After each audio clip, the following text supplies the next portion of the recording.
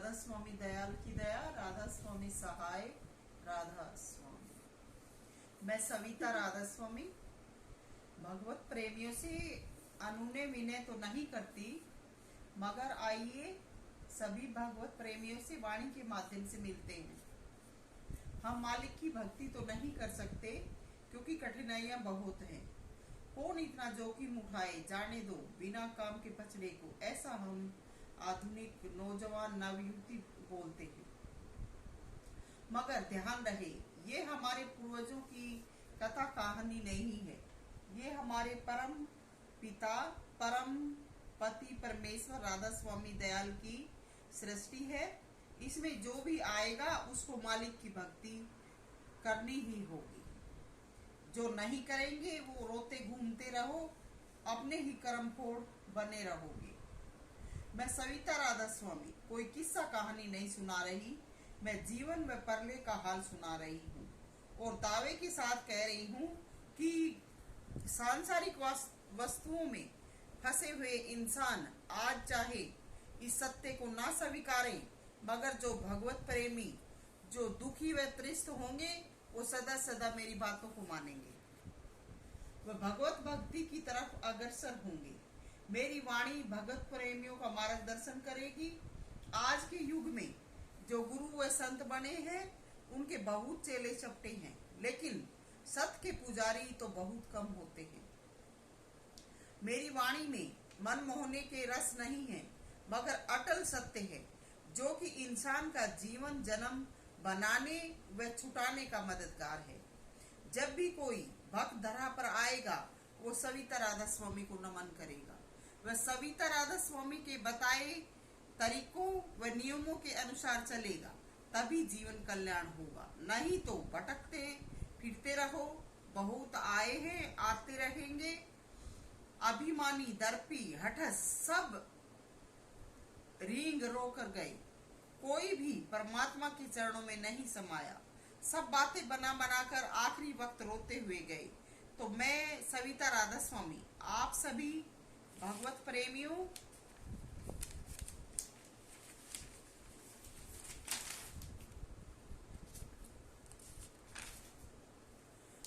प्रेमियों से अपने विचार साझा कर रही हूँ कि आप अपने आप को मालिक के प्रति समर्पित रखें।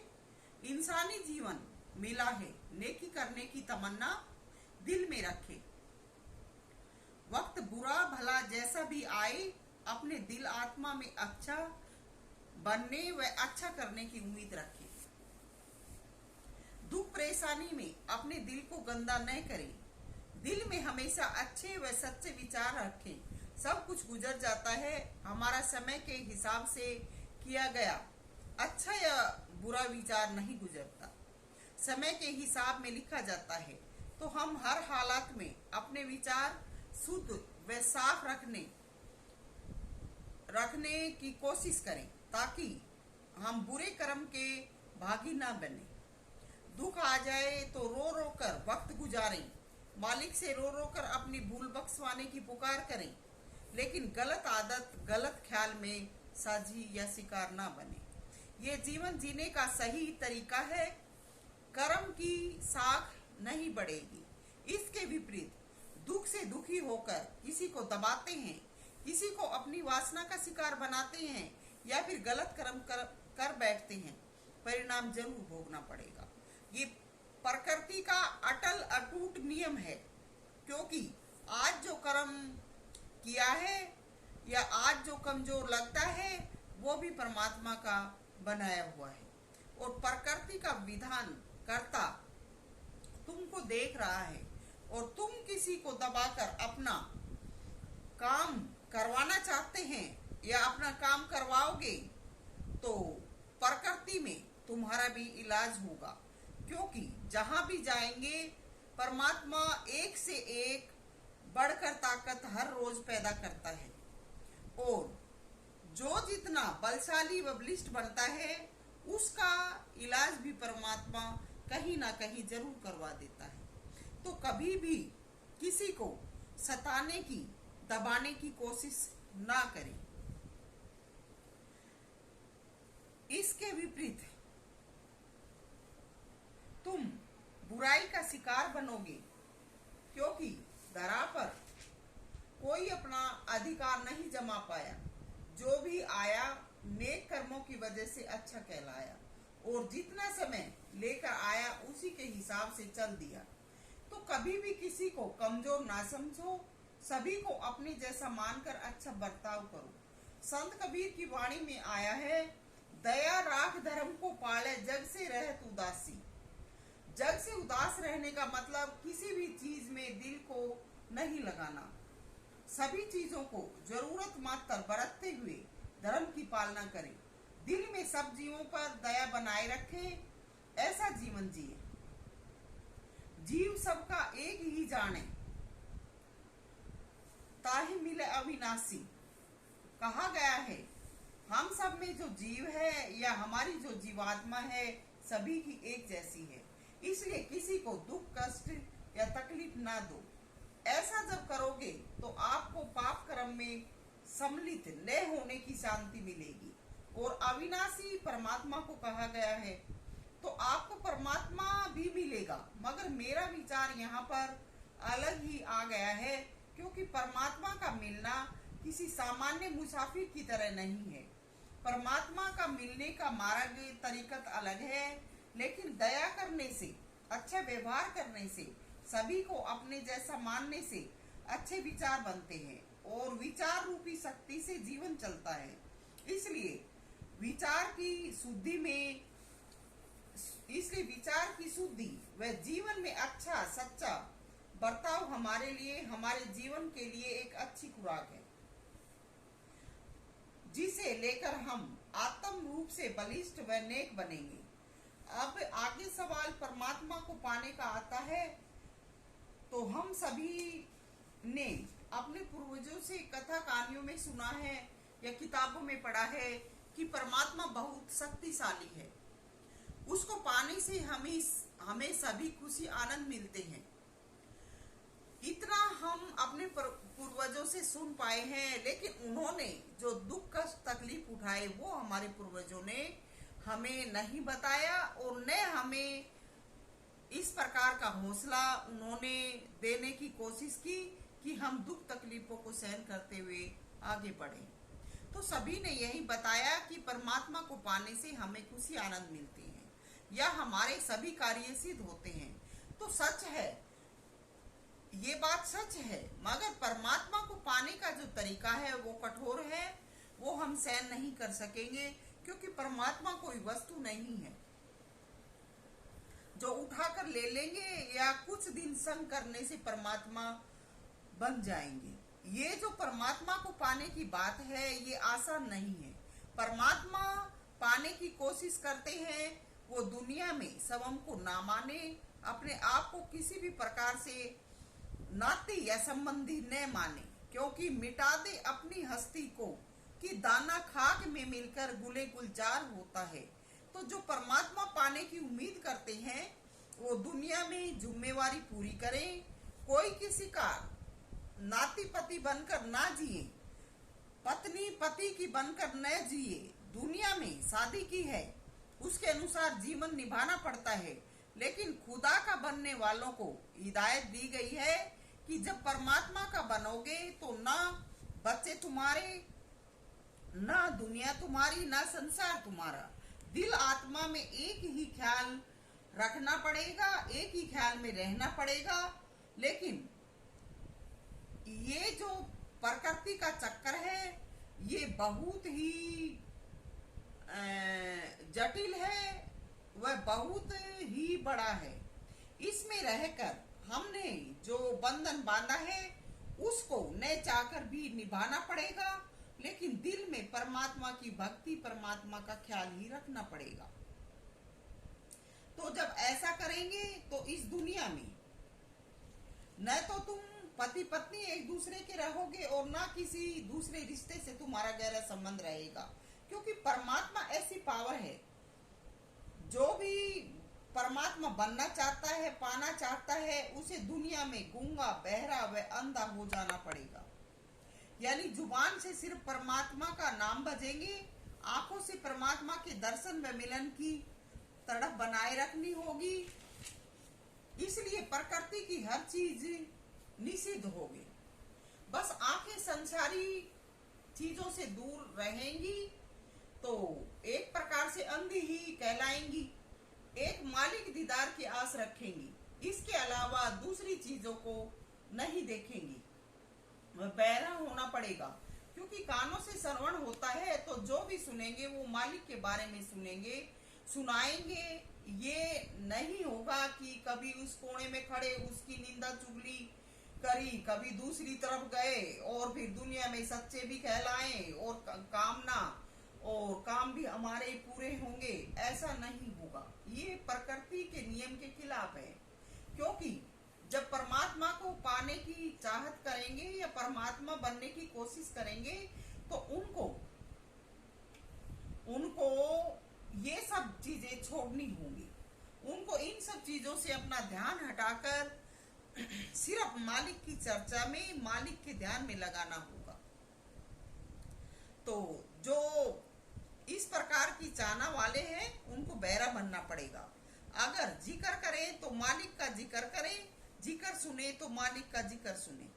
क्या आप ऐसा करना चाहेंगे? और ऐसा करने में जो हालात होंगी, क्या आप इसे सहन कर पाएंगे? तो इस प्रकार का अपने को बनाने का प्रयत्न करना पड़ेगा, वह मेहनत कश जीवन जीना पड़ेगा। इसके साथ साथ गुरु आधीनी में रहना पड़ेगा।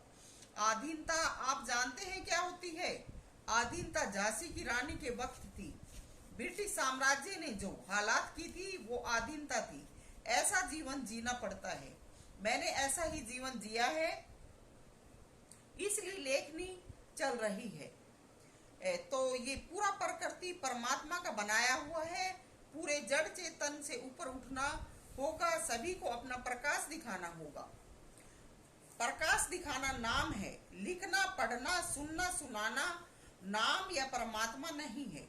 परमात्मा में ढलना, परमात्मा जैसा बनना, इन सब बातों से निर्भर है।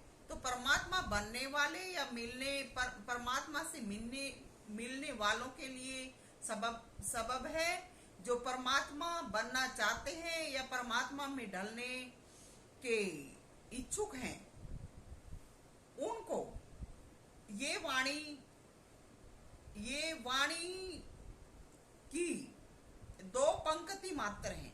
पूरा पाठ पढ़ेंगे सुनेंगे तो जीव सुनने मात्र से भाग जाएंगे। क्योंकि मालिक को मिलना, मालिक का बनना कहने की बातें नहीं है। गुरु से ज्ञान लेते हैं, गुरु का दर्शन करते हैं तो खुशी की बात है, करना चाहिए। क्योंकि आत्मा की खुराक मालिक का जिक्र व स्मरण है। तो गुरु भी सच्चे हों, उन्हीं से मालिक का सच्चा जिक्र व सच्ची महिमा मिलती है। बहुधा गुरु तो जंतर मंतर तंत्र से नहीं निकले हैं।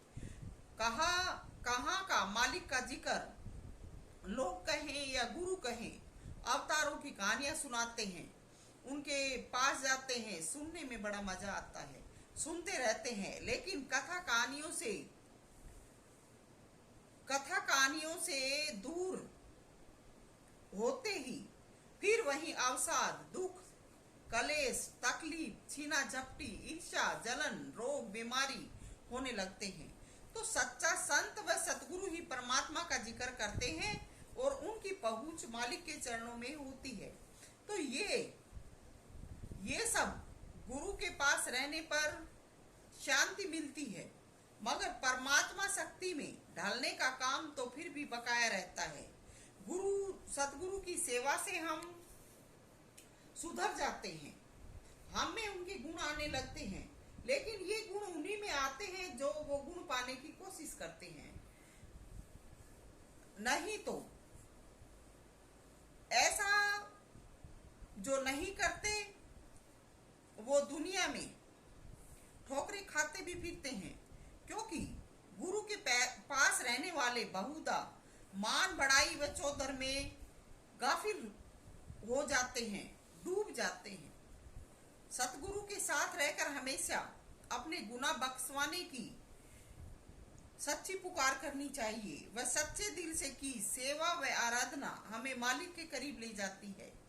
करनी फिर भी बकाया रहती है।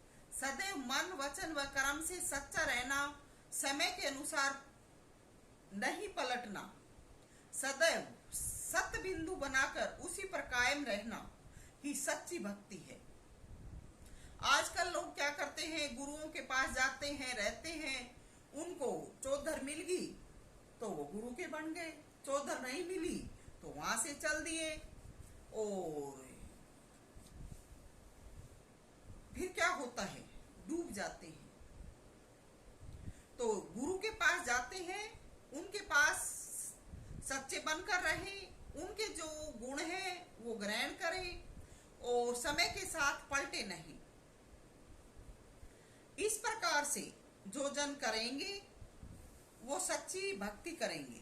ये सब भक्ति में शामिल है। मालिक जैसा बनना अलग व्यवहार है, ये हमारे करने व सोचने से नहीं होता, ये सब मालिक की मौज का काम है। मगर हम सब इंसानों को भक्ति करनी चाहिए।